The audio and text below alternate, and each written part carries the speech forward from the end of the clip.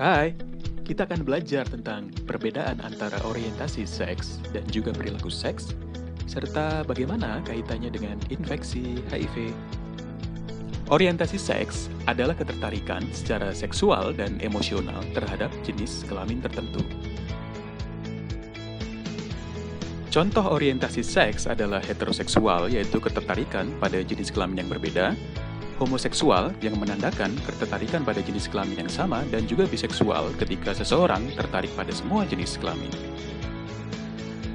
Sedangkan perilaku seks bisa diartikan sebagai segala tindakan atau perbuatan yang dilakukan karena adanya dorongan seks untuk mendapatkan kepuasan seks. Contoh perilaku seks misalnya adalah masturbasi, seks vaginal, seks oral, seks anal. Ciuman juga termasuk perilaku seks loh. Selama ini kita beranggapan bahwa perilaku seks tertentu identik dengan orientasi seks tertentu. Misalnya, kita beranggapan bahwa heteroseks hanya akan melakukan seks vaginal, padahal ada juga heteroseks yang melakukan seks oral dan juga seks anal.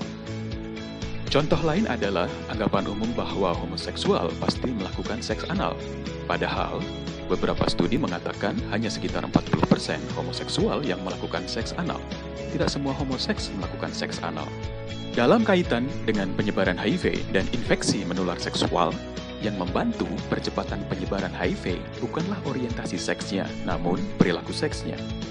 Misalnya, dalam contoh kasus berikut ini. A adalah seorang homoseksual. Dia selalu berganti pasangan seks, namun selalu menggunakan kondom saat berhubungan seks anal. B adalah seorang heteroseks. Dia sering membeli seks dari pekerja seks, namun tidak pernah menggunakan kondom saat berhubungan seks. Siapakah yang lebih beresiko? Dalam kasus ini, B yang heteroseks jelas lebih beresiko karena dia selalu mempraktekkan aktivitas seks yang beresiko.